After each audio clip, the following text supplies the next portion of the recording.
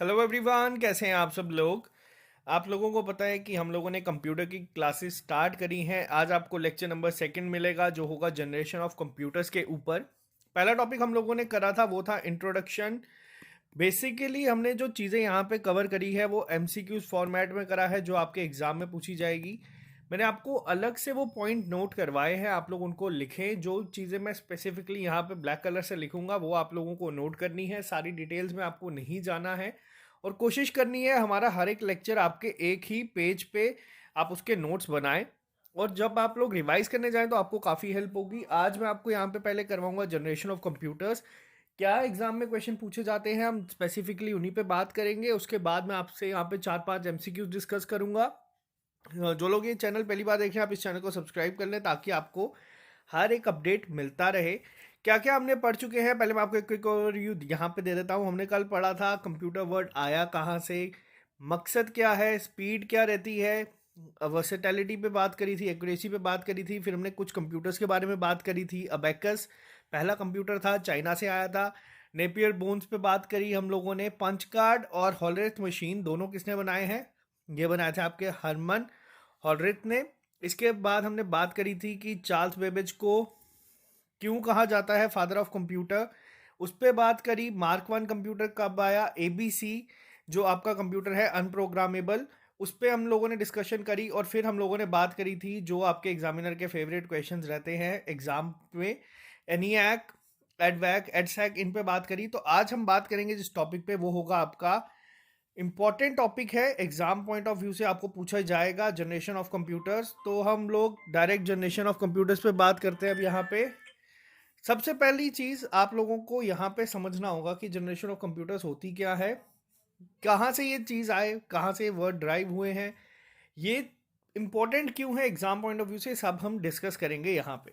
सबसे पहले हम बात करेंगे आज फर्स्ट जनरेशन के बारे में। पहली जनरेशन कब स्टार्ट हुई कब नहीं ये आपको याद नहीं रखना है, एग्जाम में डेट के ऊपर क्वेश्चन नहीं आता। लेकिन आपको इतना याद रखना है कि आपका आज़ादी के करीब करीब स्टार्ट हुआ। 1947 में आज़ादी मिली, 1946 से शुरू हुआ। एग्जाम में इस पर क्वेश्चन नहीं आएगा। तो क्या था फर्स्ट जनरेशन ऑफ कंप्यूटर्स में, ये जो डेट है ये आपको बहुत सारे सोर्सेज में अलग अलग दिखेगी, इसीलिए इस पर क्वेश्चन नहीं पूछा जाता। अब अगर हम यहाँ पे बात करें जो फर्स्ट जनरेशन कंप्यूटर थी उसमें क्या था, उसमें क्या चीज़ यूज़ होती थी, तो उसमें यूज़ होती थी आपकी वैक्यूम ट्यूब्स। वैक्यूम ट्यूब्स को आपको यूज़ किया जाता था। जो आपके स्टार्टिंग में कंप्यूटर आए पहली जनरेशन जिसको कहा जाता है, बहुत बड़ी बड़ी वैक्यूम ट्यूब्स थी। इनको क्या कहा जाता है, एक और वर्ड से इन्हें डिनोट किया जाता है। अब वो वर्ड आप लोग कमेंट बॉक्स में लिख के बताएं। जो लोग हमसे पहले पढ़ चुके हैं ये क्वेश्चन मैंने आपके साथ डिस्कस किया है। देखते हैं कितने लोग इसका आंसर दे सकते हैं, क्योंकि एग्जाम में ये क्वेश्चन इस तरीके से पूछा जा सकता है। वैक्यूम ट्यूब्स को और किस नाम से जाना जाता है, या फिर ये क्वेश्चन इस तरीके से आ सकता है कि जो फर्स्ट जनरेशन में यूज़ होती थी आपकी स्विचिंग डिवाइस, उसको क्या कहा जाता था। तो ये आप कमेंट बॉक्स में लिख के बताएं। अब यहाँ पे था क्या, इनका जो साइज था मैंने आपको बताया काफ़ी बड़े थे, काफ़ी ज़्यादा स्पेस ऑक्यूपाई करते थे, आपके एक एक कमरे के जितना इनका साइज था। और ये बहुत ही स्लो जो है कंप्यूटेशंस परफॉर्म करते थे, मिली सेकेंड्स इनको लगता था। अब यहाँ पे क्वेश्चन क्या बन सकता है, यहाँ पे अगर आपसे क्वेश्चन पूछे कि इनकी स्टोरेज डिवाइस कौन सी थी, या क्या स्टोरेज डिवाइस इनमें यूज़ की जाती थी फर्स्ट जनरेशन ऑफ कंप्यूटर्स में। तो फर्स्ट जनरेशन ऑफ कंप्यूटर्स की जो स्टोरेज डिवाइस थी वो आपको याद रखना है, वो थे आपके मैग्नेटिक ड्रम्स। इंपॉर्टेंट है, इसको आप लोग नोट कर लीजिएगा। मैग्नेटिक ड्रम्स को यूज़ किया जाता था। इसके अलावा अगर पूछा जाए कि फर्स्ट जनरेशन ऑफ कंप्यूटर में लैंग्वेजेस कौन सी यूज़ होती थी, जैसे आप लोगों ने लैंग्वेजेस देखी होंगी कंप्यूटर लैंग्वेज में, सी है, सी प्लस प्लस है, जावा है, बहुत सारी लैंग्वेजेस हैं। कौन सी लैंग्वेज फर्स्ट जनरेशन में यूज़ की जाती थी, तो फर्स्ट जनरेशन में ये आपको याद रखना है, जो लैंग्वेज यूज़ की जाती थी वो थी आपकी मशीन लैंग्वेज। तो मशीन लैंग्वेज आपकी फर्स्ट जनरेशन ऑफ कंप्यूटर में यूज़ की जाती थी। इसके अलावा अब अगर आपसे एग्जाम में पूछा जाए, इंपॉर्टेंट क्वेश्चन यहाँ पे बनता है जिसमें बच्चे गलती कर देते हैं कई बार। तो यहाँ पे अगर अब आपसे पूछा जाए कि कौन से कंप्यूटर्स हैं जो इसके एग्जाम्पल हैं, हम लोगों ने जो कल डिस्कस किए थे, एडसैक, एनईए, एडवैक, यूनिवैक IBM 7017650। अब ये क्वेश्चन डिफिकल्ट कैसे कैसे हो जाएगा जब आपको एग्जाम में अगर ये पूछेंगे, आपसे क्वेश्चन ये पूछा जाएगा IBM 701 कौन सी जनरेशन की एग्जाम्पल है। और ये जो जनरेशन ऑफ कंप्यूटर से क्वेश्चन आता है डिफिकल्ट लेवल में अगर हम बात करें तो ये इसी तरह के क्वेश्चंस को कंसीडर किया जाता है। अब आपको यहाँ पे ये याद रखने हैं, थोड़े से नाम मैंने यहाँ पे लिखे हैं, आपको इनको याद रखना है। इसके अलावा आपसे पूछा जा सकता है एडसैक, एनवैक, यूनिवैक, ये सब कौन से जनरेशन के कंप्यूटर्स हैं, तो ये हैं आपके फर्स्ट जनरेशन के। आई होप आपको यहाँ पे चीज़ क्लियर हुई होगी। मैं एक बार फिर से आपको समझा देता हूँ सिंपल लैंग्वेज में फर्स्ट जनरेशन कंप्यूटर्स क्या थे। ये आपके कंप्यूटर्स थे जो सबसे पहले यूज हुए, जिनमें वैक्यूम ट्यूब्स को यूज किया गया। बैच ऑपरेटिंग सिस्टम था इसमें। आपको ये भी क्वेश्चन पूछा जा सकता है कि बैच ऑपरेटिंग सिस्टम कौन सी जनरेशन में यूज किया जाता था, तो ये आपका फर्स्ट जनरेशन में यूज किया जाता था। लैंग्वेज कौन सी यूज होती थी, तो लैंग्वेज इसमें यूज होती थी आप लोगों की मशीन लैंग्वेज। एग्जाम्पल्स के तौर पे मैंने आपको बता दिया, इन दो को आपको स्पेसिफिकली नोट कर लेना है ताकि आपको अगर एग्जाम में क्वेश्चन पूछा जाए तो आप लोग इसका आंसर दे सके। इसके बाद 1959 के बाद, या फिर अगर हम बात करें कि जगह में 1956 लिखा होगा, तो 50s में क्या हुआ, 50s में जनरेशन चेंज हुई, सेकेंड जनरेशन आई। सेकेंड जनरेशन कौन सी थी आपकी, क्या था सेकेंड जनरेशन में? जो अभी मैंने आपको चीज़ समझाई, वैक्यूम ट्यूब्स का यूज़ किया जाता था, और वैक्यूम ट्यूब्स काफ़ी ज़्यादा लार्ज स्पेस को कवर करती थी, बहुत ही ज़्यादा साइज में थी। तो इनको रिप्लेस किया गया किसके साथ? ट्रांजिस्टर के साथ। इनकी जगह क्या है? ट्रांजिस्टर। अब ये है आपका MCQ। एग्जाम में क्वेश्चन आता है सेकेंड जनरेशन ऑफ कंप्यूटर में कौन सी टेक्नोलॉजी या किन कंपोनेंट का यूज किया जाता था, या स्विचिंग डिवाइस कौन से थे, तो वो थे आपके ट्रांजिस्टर्स।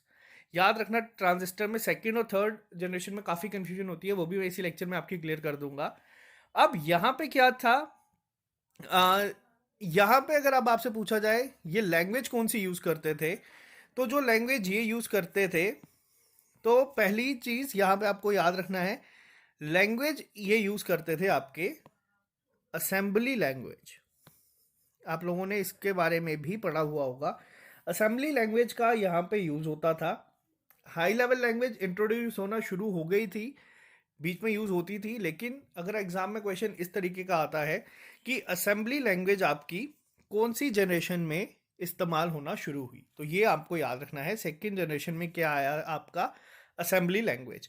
अब इसके अलावा क्या चीज़ें थी, जैसे मैंने आपको बताया फर्स्ट जनरेशन में अगर आपसे पूछा जाए स्टोरेज डिवाइस क्या थी, तो फर्स्ट जनरेशन में जो आपकी स्टोरेज डिवाइस थी वो थी मैग्नेटिक ड्रम्स। मैग्नेटिक ड्रम्स में चीज़ों को स्टोर किया जाता था। लेकिन यहाँ पे क्या हुआ, यहाँ पे जो टेक्नोलॉजी यूज हुई वो थी आपकी magnetic core and magnetic tapes were used. तो ये आपको सिर्फ इतना ही याद रखना है, इससे ज़्यादा याद नहीं रखना। सेकेंड जनरेशन में क्या क्या चीज़ें थी, वापस एक ओवरव्यू मैं आपको दे देता हूँ। वैक्यूम ट्यूब्स को रिप्लेस कर दिया गया था किसके द्वारा? ट्रांजिस्टर के द्वारा। ट्रांजिस्टर यूज हुए, थोड़े से साइज कंपैरेटिवली कम था इनका, क्योंकि और स्पीड भी सेकेंड जनरेशन में काफ़ी अच्छी हो गई थी पहली जनरेशन के कंपैरिजन में। असेंबली लैंग्वेज और बैच ऑपरेटिंग सिस्टम का इस्तेमाल ज़्यादा होना शुरू हुआ। मैग्नेटिक कोर और मैग्नेटिक टेप को यूज़ किया गया था एज अ स्टोरेज डिवाइस।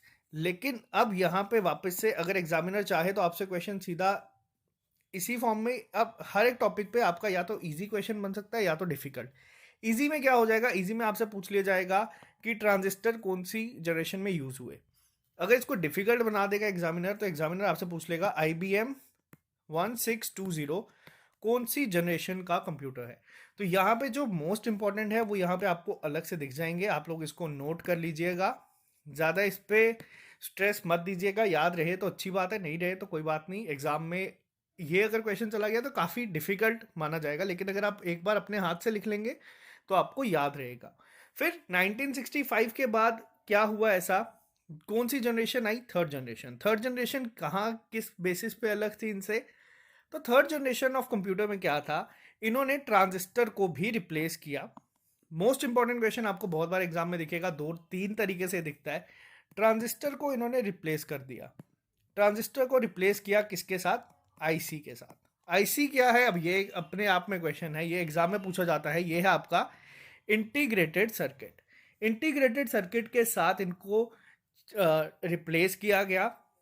अब यहाँ पे जो परफॉर्मेंस थी वो नैनो सेकेंड्स में होना शुरू होगी। पहले हमने देखा मिली सेकेंड्स लगते थे, फिर और फास्ट हो गई। तो थर्ड जनरेशन अगर बेसिकली आपसे पूछा जाए, मैंने आपको बताया सेकेंड जनरेशन में भी हाई लेवल लैंग्वेजेस का कई बार यूज स्टार्ट हो चुका था, लेकिन वो इतने ज़्यादा पैमाने में नहीं होता था। थर्ड जनरेशन में हाई लेवल लैंग्वेजेस का यूज़ होना स्टार्ट हुआ। कौन सी लैंग्वेजेस थी? पहली आई आपकी फॉर्ट्रन। अब ये भी अपने आप में एक क्वेश्चन है। फॉर्ट्रन की फुल फॉर्म क्या है? आप लोग कमेंट बॉक्स में लिख के बताएंगे। एग्जाम में कई बार ये क्वेश्चन इसी तरीके से पूछा चले जाता है। कोबॉल का यूज हुआ, पास्कल यूज होना स्टार्ट हुए, एल्गो 68, बेसिक, इस तरीके की जो लैंग्वेजेस है हाई लेवल, इनका यूज होना स्टार्ट हो गया। और इस जनरेशन में रिमोट प्रोसेसिंग, टाइम शेयरिंग और मल्टी प्रोग्रामिंग भी शुरू हो गई। IBM 360 सीरीज आपकी थर्ड जनरेशन में आई। ये क्वेश्चन भी इंपॉर्टेंट है, एग्जाम में एक बार पूछा जा चुका है, तो आपको याद रखना है। IBM 360 सीरीज कब आई थी? तो ये आई थी आपकी थर्ड जनरेशन में। अब यहाँ पे अगर हम बात करें स्टोरेज की, तो स्टोरेज क्या थी? मैग्नेटिक कोर ही इनका बेसिकली प्राइमरी स्टोरेज मीडियम था, जो हम लोगों ने पहले पढ़ा। सेकेंड जनरेशन और थर्ड जनरेशन में स्टोरेज का जो था वो मैग्नेटिक कोर ही था बेसिकली। रियल टाइम यहाँ पे आपको बता दिया मैंने कि चीज़ें स्टार्ट हो चुकी थी, टाइम शेयरिंग, मल्टी प्रोग्रामिंग हो चुकी थी। थर्ड जनरेशन में बहुत हद तक इम्प्रूवमेंट देखने को मिली, लेकिन अब वक्त के साथ जब चीज़ें चेंज हुई, फोर्थ जनरेशन आई। फोर्थ जनरेशन में ऐसा क्या अलग था? फोर्थ जनरेशन आते आते आपके VLSI यानी कि very large scale integrated circuit शुरू हुए। अभी तक हमने पढ़ा क्या था? थर्ड जनरेशन में क्या आया था? आपका IC आया था। लेकिन यहाँ पे क्या हुआ? यहाँ पे आपके काफ़ी ज़्यादा बड़े VLSI, आपको याद रखना है, एग्जाम में पूछा जा सकता है कि इसकी फुल फॉर्म क्या है। हमने देखा है कि फुल फॉर्म पे बहुत बार क्वेश्चन पूछे जाते हैं। फोर्थ जनरेशन में आपके VLSI शुरू हुए यूज़ करना। सेमीकंडक्टर डिवाइसेस को यूज़ किया गया एज अ प्राइमरी डिवाइस। अब ये भी क्वेश्चन एग्जाम में इसी तरीके से पूछा जाता है कि सेमी कंडक्टर डिवाइस कौन सी जनरेशन में यूज़ होना स्टार्ट हुए। और इसी के साथ यहाँ पे अगर हम बात करें, सेकेंडरी स्टोरेज का कंसेप्ट आया, मैग्नेटिक डिस्क इसमें यूज़ होना शुरू हुए। आपको ये भी नोट कर लीजिएगा ताकि आपको याद रहे। और यहाँ पे क्या चीज़ें ऐसी थी जो आपको देखने को मिली? हाई लेवल लैंग्वेजेस कौन सी आई आपकी फोर्थ जनरेशन में? तो वो आई आपकी पास्कल आई, फोर्ट्रन 4 आई। तो आपको इतना डिटेल में नहीं याद रखना। फोर्ट्रन पे अगर क्वेश्चन आएगा तो यही सिंपल पूछा जाएगा कब यूज़ हुई, वो थर्ड जनरेशन में हुई थी। अब यहाँ पे क्या था? इसके बाद फिफ्थ जनरेशन जो आपकी अभी तक चल रही है, कब से कब तक चल रही है? तो ये आपकी आज की डेट में भी चल रही है। यहाँ पे क्या है, एक क्वेश्चन आपसे अगर पूछा जाएगा VLSI क्या है, तो वहीं आपके एग्जाम में आने के क्वेश्चन के चांसेस है। ULSI क्या है? ULSI की आपको फुल फॉर्म याद रखनी है। ये है आपकी ultra large scale integrated chips. तो ये फिफ्थ जनरेशन में यूज़ हुई काफ़ी ज़्यादा। यहाँ पे आप लोग आज तो जो देख रहे हैं, आप मिलियंस ऑफ कंपोनेंट एक ही चिप में लेके जा सकते हो। पहले आपको अलग से चीज़ें कैरी करनी पड़ती थी। अगर आप लोगों ने देखा होगा, एक जो पहले कैसेट आती थी, आज उसमें सिर्फ हार्डली 10 से 12 गाने होते थे। आज आप एक सिंपल से मेमोरी कार्ड में चाहे तो पूरी की पूरी मूवीज़ डाउनलोड करके ले जा सकते हैं। तो ये आपके सामने आपने देखा क्या जो रेवोल्यूशन आया है। और जितनी भी चीज़ें आप लोगों ने यहाँ पे देखी हैं, बायोचिप्स का इस्तेमाल होना शुरू हुआ है। फिफ्थ जनरेशन की एग्जांपल क्या है? ये आ गई आपकी robot, super computers, artificial intelligence, जो अभी आप लोग देख रहे हैं AI। इस पे ये सब अगर आपसे पूछा जाए कौन सी जनरेशन के हैं, तो ये है आपके फिफ्थ जनरेशन ऑफ कंप्यूटर। अब मैं आपको क्या करूंगा, मैं यहाँ पे आप लोगों को एक सिंपल सा ओवरव्यू दूंगा हर एक जनरेशन का, ताकि आप लोगों को चीज़ें याद रहें जो जो चीज़ें हमने अभी पढ़ी हैं। सबसे पहले अगर हम बात करेंगे तो वो करेंगे हम लोग फर्स्ट जनरेशन की। फर्स्ट जनरेशन में क्या चीज़ें आई, क्या यहाँ पे चीज़ों का इस्तेमाल होता था? वो होता था आपका वैक्यूम ट्यूब्स का। हम लोगों ने देखा वैक्यूम ट्यूब्स क्या थी, काफ़ी लार्ज इन साइज थी। पूरा पूरा एक कमरा आपका जो है वो इतने बड़े बड़े कंप्यूटर होते थे। कौन सा यहाँ पे स्टोरेज डिवाइस था? अगर हम बात करें तो स्टोरेज डिवाइस जो आपका था वो थे आपके मैग्नेटिक ड्रम्स। मैग्नेटिक ड्रम्स में चीज़ों को स्टोर किया जाता था। अब यहाँ पे अगर पूछा जाए लैंग्वेज कौन सी थी आपकी फोर्थ जनरेशन में, तो लैंग्वेज जो थी आपकी वो थी मशीन लैंग्वेज। मशीन लैंग्वेज का इस्तेमाल किया जाता था। मशीन लैंग्वेज बेसिकली क्या है, बाइनरी नंबर्स होते हैं जो आपके होते हैं 0 और 1, इनका इस्तेमाल किया जाता था। इन्हीं की फॉर्म में डेटा आप इनपुट करते थे, आपको आउटपुट मिलता था। अब क्या था यहाँ पे, ये चीज़ें जो थी ये बहुत ही ज़्यादा हीट प्रोड्यूस करती थी। साइंटिफिक पर्पस के लिए ही इनको यूज़ किया जाता था। एनियाक, एडसैक, ये सब आपकी कौन से जनरेशन के एग्जाम्पल्स हैं? ये है आपकी फर्स्ट जनरेशन की एग्जाम्पल्स। आई होप यहाँ पे आपको क्लियर हो गया होगा फर्स्ट जनरेशन में क्या क्या चीज़ें आई। आपको इसी तरीके से नोट्स बनाने हैं, एक लाइन में आपकी पूरी जनरेशन लिखी होनी चाहिए। और जो मैंने आपको ऊपर एग्जांपल्स दी है कंप्यूटर्स की, वो आपको नोट कर लेनी है। इसमें वैक्यूम ट्यूब्स का यूज़ होता था, काफ़ी ज़्यादा लार्ज इन साइज थे, इसीलिए काफ़ी ही स्लो थे ये एज़ कम्पेयर टू जो हमारे आज के कंप्यूटर्स जनरेशन चल रही है या जो इम्प्रूव हुई उसके अकॉर्डिंग। कंप्यूटर्स कौन कौन से थे? एनियाक, एटसैट, यूनिमैक। मशीन लैंग्वेज का इस्तेमाल होता था। फिर आपके सामने क्या आई? फिर आपके सामने आई सेकेंड जनरेशन। सेकेंड जनरेशन में क्या डिवाइस यूज होने लगे? वैक्यूम ट्यूब्स की जगह क्या यूज होना शुरू हुआ? ट्रांजिस्टर्स। ट्रांजिस्टर्स का इस्तेमाल होना शुरू हुआ। और ट्रांजिस्टर के साथ साथ यहां पे हमने क्या देखा? हमने एक वेट अ सेकेंड, तो यहाँ पे हमने क्या कहा, सेकेंड जनरेशन में क्या आया था आपके सामने? ट्रांजिस्टर्स का इस्तेमाल हुआ। ट्रांजिस्टर्स के साथ साथ अब यहाँ पे क्या लैंग्वेज कौन सी यूज़ हुई? वो आपकी आ गई असेंबली लैंग्वेज। असेंबली लैंग्वेज अगर आपसे पूछा जाए कौन सी जनरेशन में यूज स्टार्ट हुई थी, तो वो आपकी सेकेंड जनरेशन में स्टार्ट हुई थी। हाई लेवल लैंग्वेज भी इंट्रोड्यूस होना शुरू हो गई थी, लेकिन वो इतने ट्रेंड में नहीं थी। लेकिन इसी के साथ और क्या चीज़ें हमने देखी यहाँ पे? टाइम शेयरिंग सिस्टम था यहाँ पे। टाइम शेयरिंग के साथ साथ मल्टीटास्किंग आपको वो ऑपरेटिंग सिस्टम मिला। तो ये सब चीज़ें आपको याद रखनी है। किस टेक्नोलॉजी में, या अगर हम बात करें स्टोरेज डिवाइस क्या थी, तो वो थे आपके मैग्नेटिक कोर डिवाइस। तो ये आपको याद रखना है। थर्ड जनरेशन आई। थर्ड जनरेशन में क्या चीज़ें आपके सामने देखने को मिली? थर्ड जनरेशन में जो चीज़ें हमें देखने को मिली वो ये था कि ट्रांजिस्टर को रिप्लेस किया किसने? इंटीग्रेटेड सर्किट ने, यानी कि आप इनको आईसी भी कहते हैं। आईसीज ने रिप्लेस करा यहाँ पे। मैग्नेटिक कोर ही बेसिकली यहाँ पे एक प्राइमरी स्टोरेज डिवाइस था, जो मीडियम था। हम लोगों ने देखा सेकेंड जनरेशन थर्ड जनरेशन में सेम था। रियल टाइम सिस्टम अब यहाँ पे शुरू हो चुका था। आप लोग यहाँ पे चीज़ें शेयर कर सकते हैं। मल्टीटास्किंग भी शुरू हो चुका था। अब लैंग्वेज कौन सी यूज़ होना स्टार्ट हो गई थी? वो थी आपकी high level languages. High level language यहाँ पे यूज़ होना स्टार्ट हुई। और इसी के साथ अगर हम बात करें हाई लेवल लैंग्वेज कौन सी थी, एक थी आपकी फोर्ट्रान, फॉर्मूला ट्रांसलेशन, जो अभी पहले मैंने आपसे पूछा। कोबॉल का यूज़ होना स्टार्ट हुआ यहाँ पे।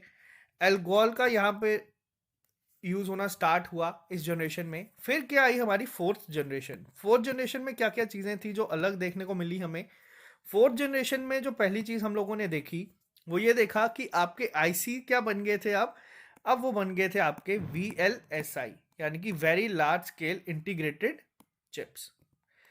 बेसिकली आईसी ही थे, लेकिन इस बार काफ़ी लार्ज स्केल के थे।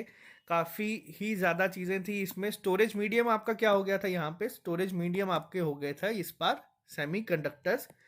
उसी के साथ यहाँ पे टाइम शेयरिंग स्टार्ट हो चुकी थी। GUI इंटरफेस आपका फोर्थ जनरेशन में आया। आपको ये पॉइंट भी याद रखना है, एग्जाम में डायरेक्ट क्वेश्चन पूछा जाएगा।